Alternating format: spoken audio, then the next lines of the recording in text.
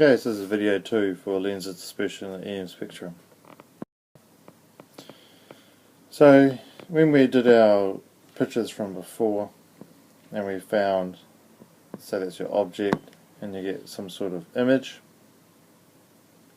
or it could be like that, then you have some sort of magnification. Okay, if it's greater than 1, then the thing has got larger. If it's less than 1, the thing has got smaller.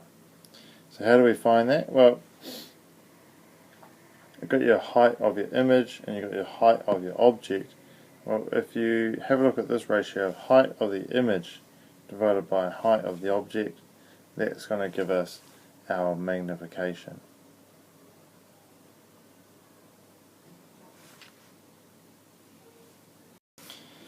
The one thing you have to be aware of is if the image was down here, well, it's a negative. Okay? Negative.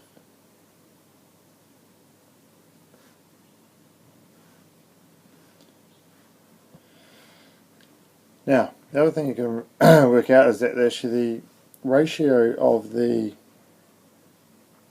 heights creates magnification as well as the ratio of distances, okay, from the crossing of the axes, okay.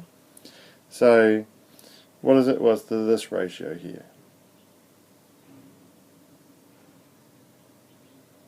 So distance of the image divided by distance of the object, with a negative there, also gives you the magnification factor.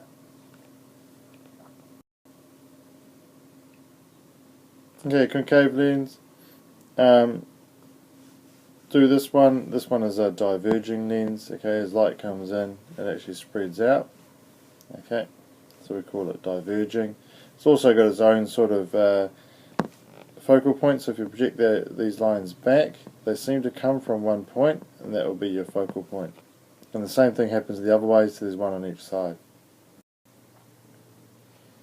What does colour mean? Well, colour means colour is a certain wavelength or frequency of electromagnetic waves. Okay, so if you have this wave here, and then you have this wave here,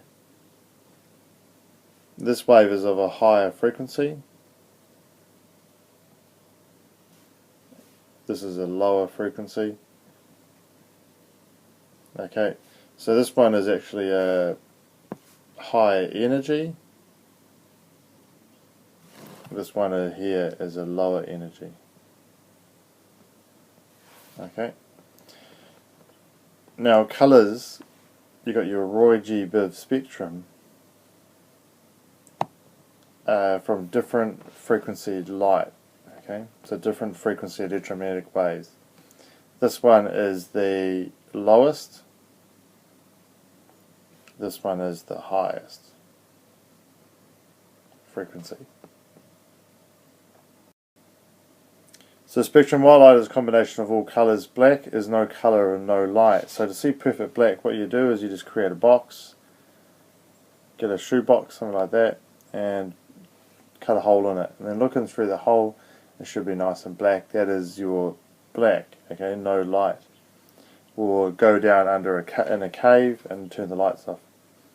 White light is a combination of all these colours, and if you put a light through a prism, white light into a prism, then it will spread and create a rainbow.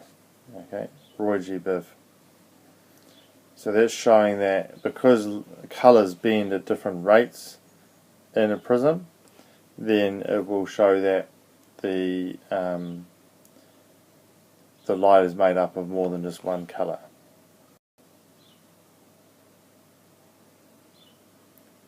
So just what you said here, so using a prism and refraction, you can see the spectrum. So in other words, as you got your prism here, light's going to come in and bend, and then bend again. Okay, so a couple bending points, and as it does that, the actual colours will bend at different rates. So this one red will be like that, and your blue end will be like that. Okay, so you actually get a spectrum of colours in the Roy G. Biv order.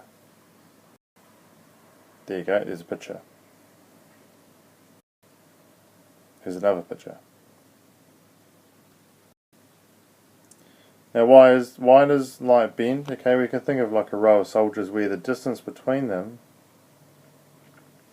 has to stay the same. Okay, so as they go along, these guys hit the mud first and slow down, but these guys on this side are still going just as fast. So these guys are going fast, these guys are going slow, and what happens then, these guys get brought around and they all head off in a new direction. Here's your different frequencies of the different colours. Okay, so red is the longest wavelength, which we'll look at in another topic, but lowest frequency. These guys are the shortest wavelength and highest frequency. The wavelength is actually the distance from there to there, okay, or from there to there. Now the electromagnetic spectrum is very important.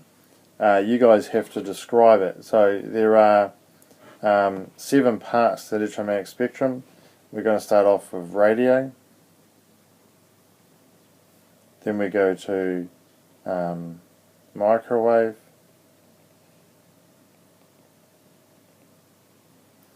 Then we go to infrared. Then we go to visible. Then we go to UV. Then we go to X-ray. And then we go to gamma. And what you have to do, you have to give 2 uses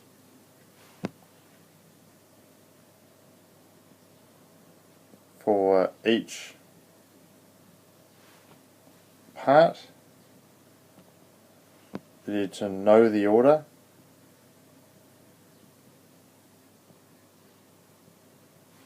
And you could even have 2